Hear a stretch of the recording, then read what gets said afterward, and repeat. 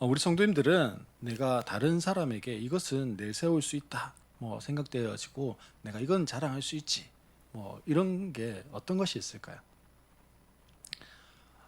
제가 아는 목사님이요, 이제 막 개척을 하셔가지고 작은 아파트 한 두 동짜리 아파트에 관리소장을 하게 되었습니다.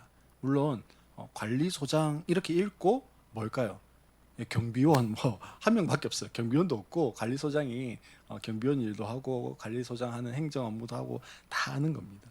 어, 관리소장으로 일한 지 얼마 안 됐을 때 어떤 분이 이렇게 찾아와가지고 관리소장, 쉽게 말해서 경비원 길들이기 하듯이 먼저 이렇게 말을 걸어 오셨어요. 분리수거를 하고 있는데 다짜고짜 하신 이야기가요, 뭐였냐면 이겁니다. 우리 집에 벤츠가 두 대 있다. 예. 그 이야기를 듣는 순간 이 목사님이요, 약간 멘붕이 왔대. 이 사람이 지금 뭘 갑자기 와가지고는 우리 집에 벤츠가 두 대 있다 이야기를 왜 하시지, 이 생각을 했대요. 아마 이분은요, 자랑할 수 있는 게 내가 벤츠 두 대 있는 좀 재력이 있는 사람이니까 나한테 잘해라 뭐 이런 뜻이었던 것 같아요. 자기 집에 자랑할 수 있는 게 나를 드러낼 수 있는 게 뭐였다고요? 예, 우리 집에는 벤츠가 몇 대요? 예, 두 대 있는 거였어요. 오늘 본문 말씀을 보면요, 예수님이 예수님을 좀 자랑하고 또 예수님의 어깨에 이렇게 힘이 탁 들어가서 으스댈 수 있는 충분히 그런 상황이었습니다. 예수님 이때 공생애를 시작하신 지가 한 1년 정도 지났을 때예요. 그러니까 이제 31 이렇게 되셨을 때입니다. 젊은 사람이, 예, 사람들에게 칭송을 받으면 충분히 어떻게 할 수 있어요? 예, 교만해질 수 있습니다. 유명해지고 사람들의 칭찬을 받고 따르는 많은 사람들이 생겨났습니다. 이들은 예수님이 가시는 곳이라면 어디든지 따라가려고 했어요. 그리고 예수님을 따르는 사람들이 이제는요, 얼만큼 되었냐면 성경에 보니까 큰 무리가 되었다, 그렇게 말씀합니다. 오늘 본문의 말씀은요, 일명 오병이어 사건이라고 하는 겁니다. 한자어죠, 한자어. 오병, 예, 떡병자 써서 떡이 5개, 그리고 이어 물고기가 2마리였다. 뭐 이런 이야기입니다. 그래서 오병이어 보리떡 5개와 물고기 2마리의 이야기입니다. 근데 요 사건이요, 모든 복음서 마태, 마가, 누가, 요한 복음이라고 하는 모든 복음서에 다 기록되어져 있습니다. 성경에 다 기록돼 복음서에 예수님의 행적이 다 기록되어져 있는 사건이 몇 개 없는데 그 중에 한 개. 근데 그 복음서마다요, 조금씩 차이가 있어요. 그리고 요한복음은 제일 뒤에 쓰여졌거든요. 마태, 마가, 누가, 요한 복음 이 네 가지의 복음서 중에 요한복음이 제일 마지막에 쓰여졌어요. 그러니까 이미 쓰여져 있던 복음서의 내용들을 사도 요한은 알고 있어요. 그런데도 이 사건을 또 집어넣어 놨습니다. 근데 이 마태, 마가, 누가 복음과 요한복음은 조금 달라요. 조금 다르게 표현되어 있는 것들이 몇 가지가 있습니다. 그 중에서 마태, 마가, 누가 복음에서는요, 제자들이 먼저 예수님한테 이렇게 이야기해요. 예수님, 사람들이 너무 많은데 이제 해가 뉘엿집니다. 근데 먹을 게 없어요. 저 사람들 먹을 거 어떻게 해요? 라고 예수님께 물어요. 근데 오늘 말씀에 보면 어떻게 되어 있냐면요, 예수님이 먼저 식사 이야기를 합니다.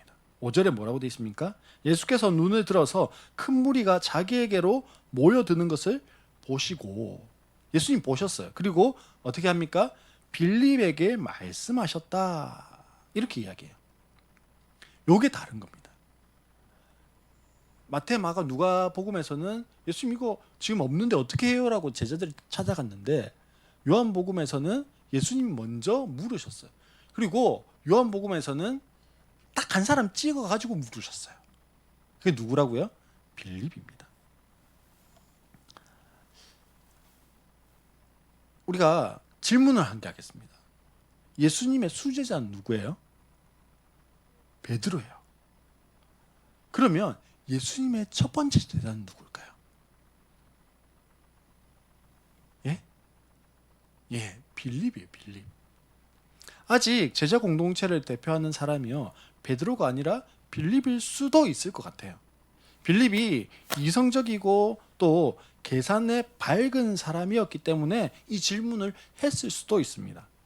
그때 빌립의 대답이요, 뭐였냐면 7절입니다. 이 사람들에게 모두 조금씩이라도 먹게 하려면 빵 200데나리온 가지고도 뭐 하지 않다고요? 충분하지 못합니다. 그렇게 대답해요. 확실히 뭐한 사람이에요? 숫자에 밝은 사람. 예, 뭐 저 같은 사람한테 물으면 뭐 이 정도 있으면 안 될까요? 뭐 이렇게 이야기할 건데 정확하게 수치로 이야기를 탁탁 하고 있습니다.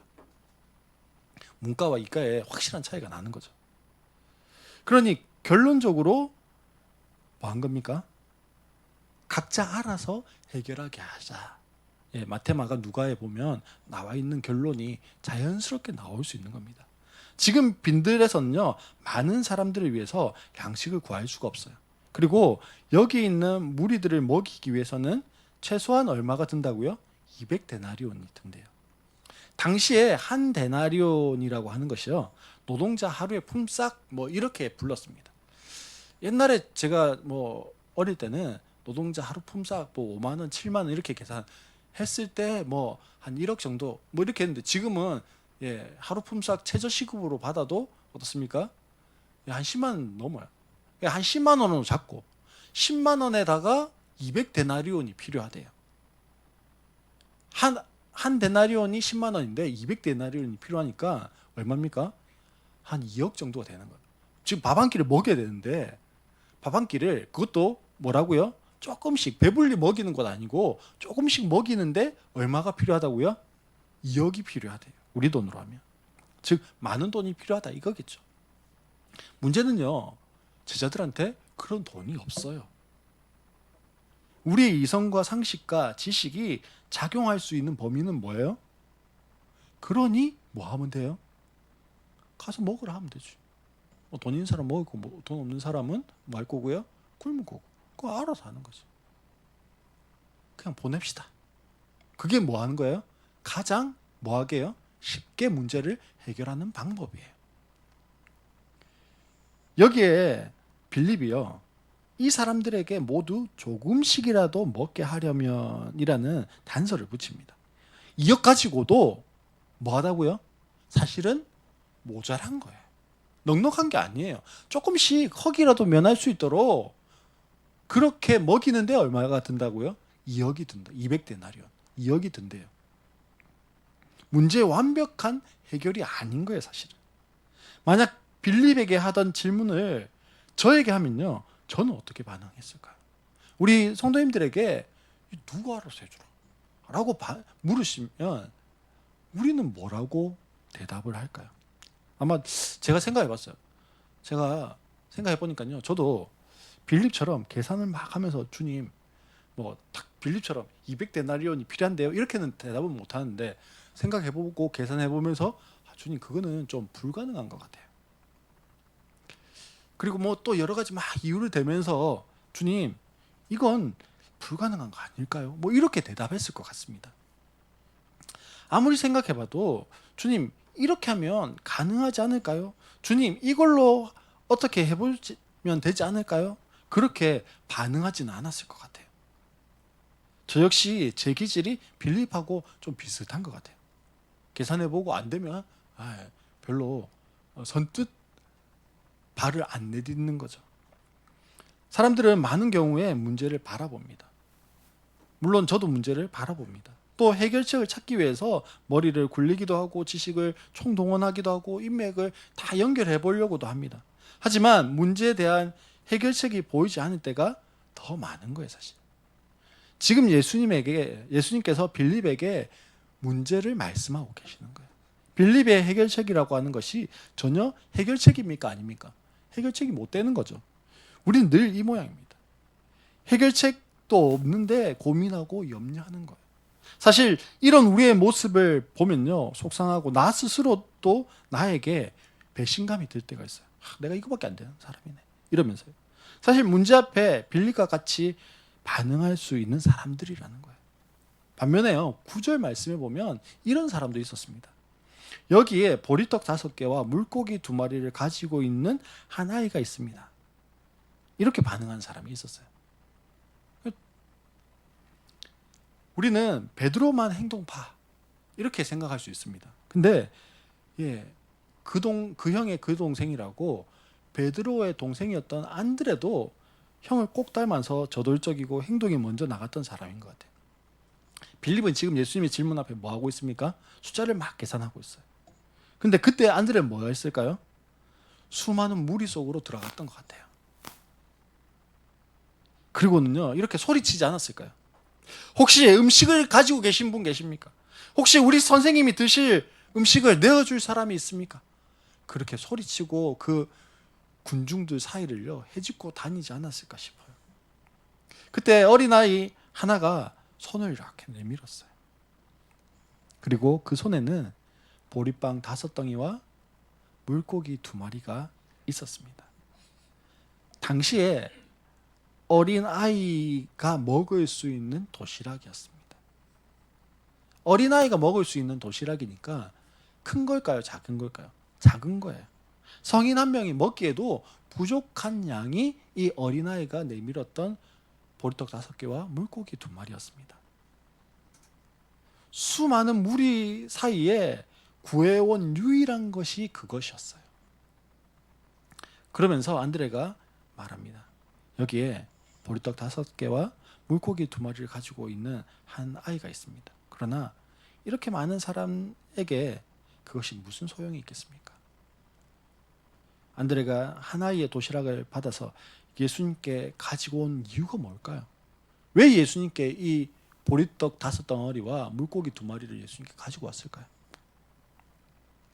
안드레가 보리떡 5덩어리와 물고기 2마리, 그것도 한 아이의 도시락으로 장정 5,000명, 장정 5,000명을 예수님 먹게 하는 기적을 일으킬 거야.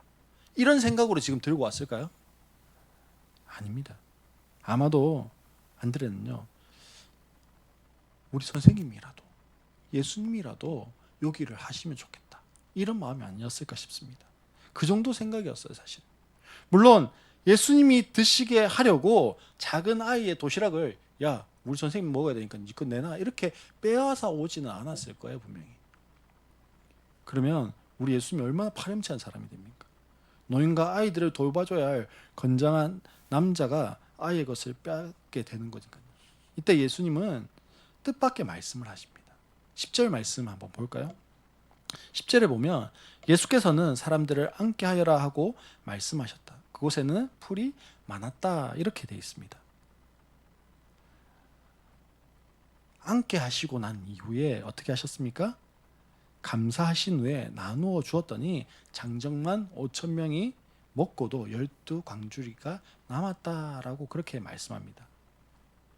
분명 계산이 빨랐던 빌립의 계산으로는 200데나리온, 즉 2억 정도가 있어도 조금씩밖에 돌아갈 수 없었어요.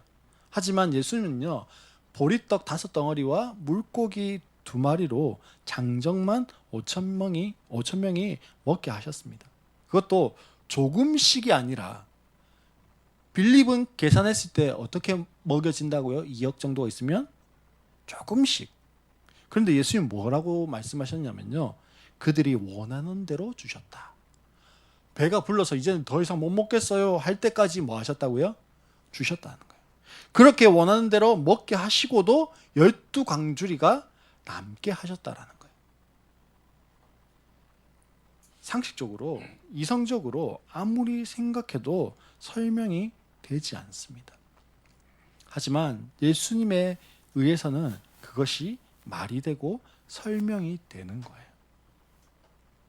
아프리카에 가면 저희가 후원하는 밖에 벽에도 걸려있는 말라위라고 하는 나라가 있습니다. 그리고 그 옆에 보면 또 아프리카에 모잠비크라고 하는 나라가 있어요. 말라위도 가난하지만 모잠비크도 무진장하게 가난한 나라예요. 이 모잠비크라고 하는 나라에서 사역하는 하이디 베이커라고 하는 여자 선교사님이시면서 목사님이 계십니다. 정말 못 사는 나라고요. 이 하이디 베이커 목사님이 사역하시는 곳은 쓰레기 더미 있잖아요.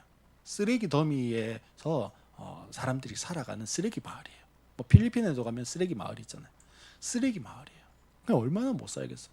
그래서 사람들이 교회 예배 드리러 오면 뭘 주니까요? 식사 한 끼를 주니까, 먹을 걸 주니까 사람들이 엄청나게 몰려옵니다. 그 쓰레기 더미 마을에 있는 사람들 가운데 약 한 2만 명 정도가요, 예배한다 이러면 막 몰려온대요. 그 2만 명 먹이려면 뭐 예수님 당시에도 200데나리온 2억 정도 드는데 지금도 뭐 얼마나 많은 돈이 들겠습니까? 전 세계에서 이 사역을 돕기 위해서 헌금을 보내지만 그럴 택도 없는 거예요. 그래서 한 번 준비할 때 한 5천 명분을 준비한다고 그래요. 근데 모여드는 건 몇 명요? 한 2만 명. 그럼 뭐 남습니까? 모자랍니까? 모자란 거예요. 예배가 끝나고 나면요, 이 하이디 베이커 목사님이 기도하시는 거예요. 예수님이 감사하고 난 다음에 나눠줬던 것처럼 기도하고 나눠주기 시작합니다. 여기 이제 단기 선교 팀으로 가는 분들이 있잖아요. 단기 선교로 가신 분들이요, 밥을 푸시다가 엉엉 우시기 시작하십니다. 왜 우셨을까요? 예? 5천 명분밖에 안 했는데 퍼고 있는데 퍼도 밥이 줄질 않는 거예요. 그 성경의 복음서에 나오는 이 오병이어가 실제로 지금 자기 눈앞에서 이루어지고 있는 모습을 봅니다. 그러면서 엉엉 우시기 시작. 내가 진짜 예수님이 그렇게 하실 수 있는 분이야, 하나님은 그렇게 살아계신 분이야라고 믿는다라고 이야기했지만 진짜 내 눈앞에서 그것을 보니까 내가 믿음이 없는 사람이었네 알게 되면서 엉엉. 근데 옆에 있던 스태프들은요, 이상하다는 듯이 그냥 쳐다보고 있는 거예요. 왜 너희들은 놀라지 않냐 물었더니 우리는 항상 그래. 항상 모자라고. 항상 하나님이 오병이어와 같은 그 일들을 행하시는 걸 우리는 늘 경험해. 그렇게 말하더라는 거예요.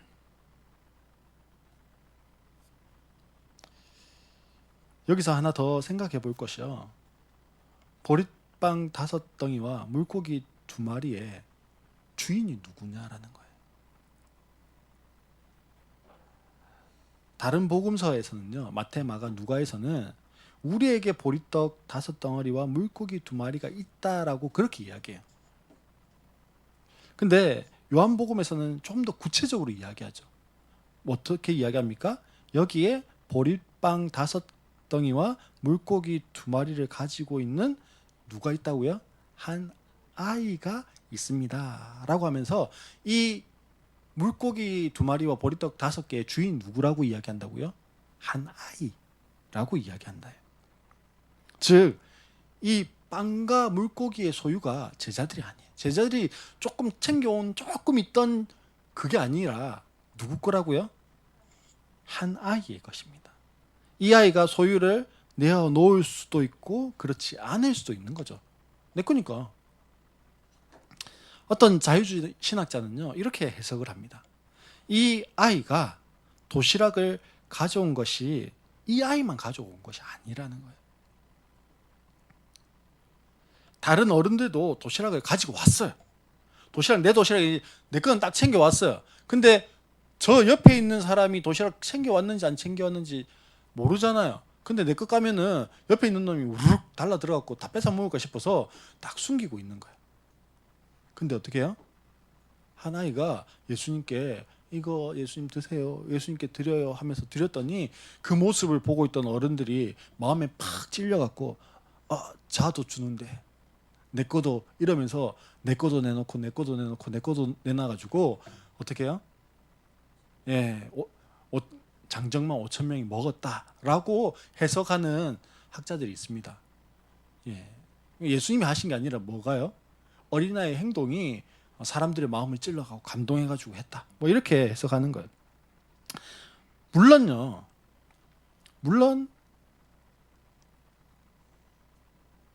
한 2만 명 정도가 모여 있는 그 현장에 이 어린아이가 도시락을 챙겨 왔으면 다른 사람들도 도시락을 챙겨 왔을 수도 있습니다. 그렇죠?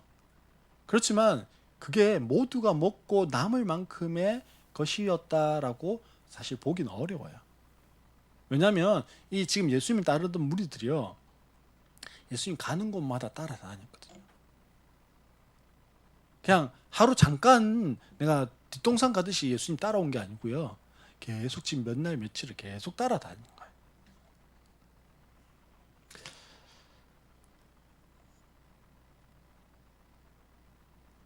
이 아이가 스스로 자원해서 나의 것을 드렸어요.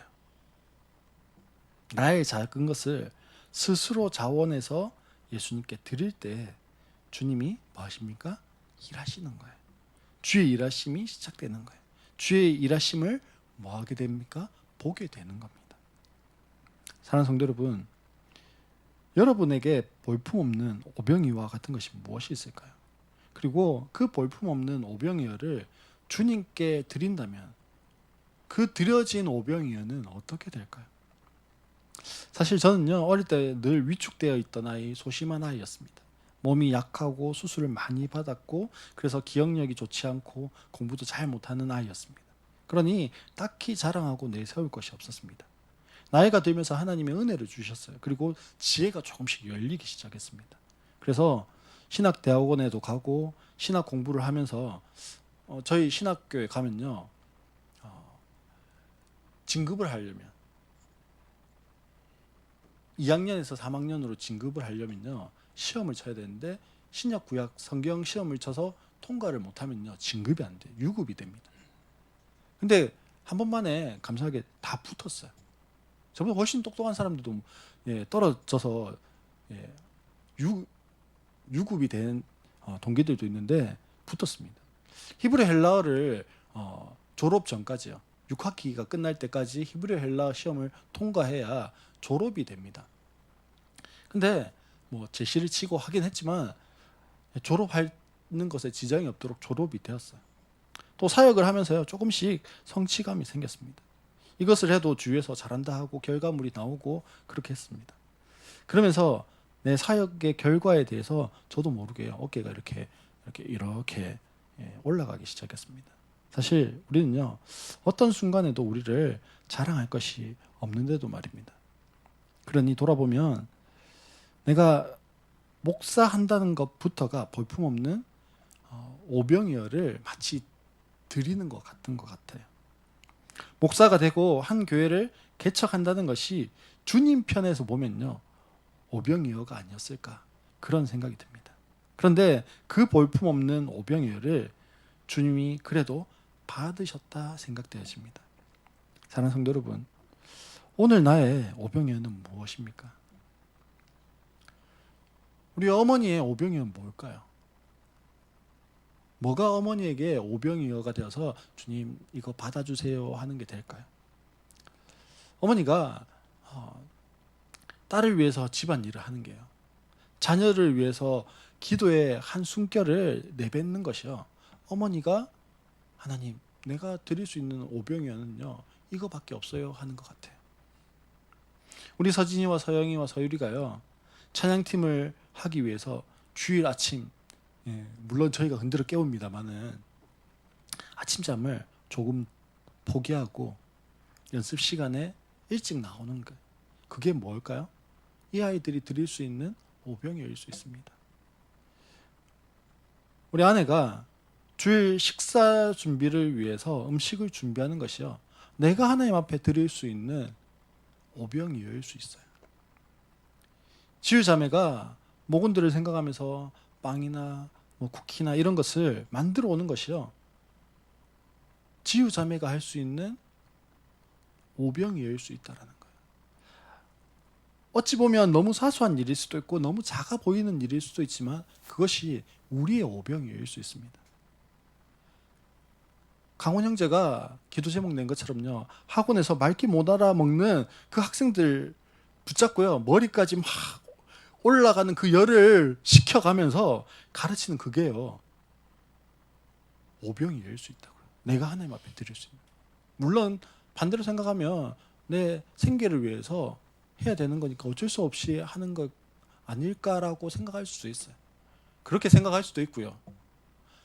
하나님, 이거는 내가 하나님 앞에 지금 드리는 나의 오병이어예요. 그렇게 할 수도 있습니다. 그것이 볼품없는 나의 오병이어일 수 있다라는 거예요.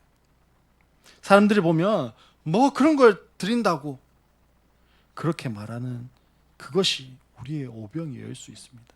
또 나의 약한 부분, 부족한 부분이 생각되는 것일 수도 있습니다. 그것이라도 오병이어를 드리면 주님이 기적을 일으키십니다. 그 주님의 기적을 보게 되어집니다. 그 시간에 주님의 기적이 일어나는 거예요. 그리고 그 기적의 주님이 우리 인생에 참된 해답 되시는 메시아이심을 알게 되어지는 겁니다. 한 소년이 안드레에게 오병이어를 줬어요. 안드레에게 갔을 때는요, 그 오병이어가 아무렇지도 않아요. 그냥 오병이에요. 한 어린아이가 먹을 만한 작은 도시락, 그겁니다. 그게 다시 옮겨졌어요. 누구에게로요? 예수님에게로. 예수님의 손에 놓여질 그때에, 예수님께서 기도하실 그때에 무엇이 되어졌다고요? 예수님의 손에서 원하는 대로 먹고 12광주리가 남게 하는 생명의 떡이 된다고요. 예수님이 이 요한복음 이 오병이어 사건 다음에요, 35절쯤 가면 나는 생명의 떡이다, 그렇게 말씀하십니다. 우리가 주님 앞에 올려드렸던 그 오병이어는요, 우리가 먹는 무엇이 된다고요? 생명의 떡. 우리의 생명을 살리고 우리의 인생을 살리고 우리의 가정을 살리고 나를 살리는 생명의 떡이 된다고요. 볼품없는 것 같이 보이는 뭐 이런 거 드려도 될까라고 싶은 그 작은 그것을 주님 앞에 내어드리면 그 볼품없는 그것이 주님의 손에서 오병이어가 되어지면, 주님의 손에 있는 오병이어가 되어지면 그것이 무엇으로 나타난다고요? 생명으로, 기적으로 나타나게 되어지는 겁니다. 사랑하는 성도 여러분, 예수님 빌립에게 어디에서 빵을 사다가 이 사람들을 먹이겠느냐고 물으셨던 것처럼 어디에서 믿지 않는 사람들의 필요를 채워줄 수 있을까요? 예수님에게서 그 필요를 채워줄 수 있겠죠. 믿지 않는 사람들의 필요를 채워주시는 분이 누구십니까? 예수님입니다. 사람들의 문제의 해답이 누구에게 있을까요? 예수님입니다. 우리의 필요를 채워주시는 사람, 문제를 가진 사람을 누구에게로 인도해야 할까요? 예수님입니다.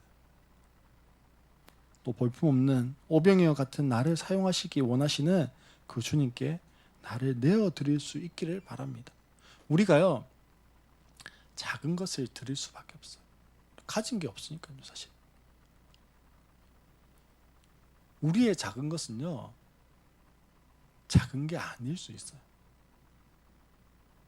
저희 가정이 개인적으로 컴패션이라고 하는 단체에 자매 결연을 해서 한 아이를 후원하고 있습니다. 한 달에 많지 않은 돈이에요. 많지 않은 돈을 후원을 합니다. 근데 연결되어진 그 자매 결연되어진 그 아이에게는요, 저희가 후원해주는 그 후원금이 무엇이냐면 기적입니다. 뭐라고요? 기적이에요. 우리는 한번 좀 같이 가족이 뭐 통닭 한 마리 시켜 먹는 거 안 하면 보낼 수 있는 돈이에요. 근데 자매에 결연되어져 있는 그 아이에게는 자신이 도저히 어떻게 할 수 없는 그 가운데 무엇이 일어난 거라고요? 기적이 일어난 겁니다. 가치가, 우리랑 재화의 가치가 다르니까 그렇겠죠. 비단 그것뿐이 아니에요.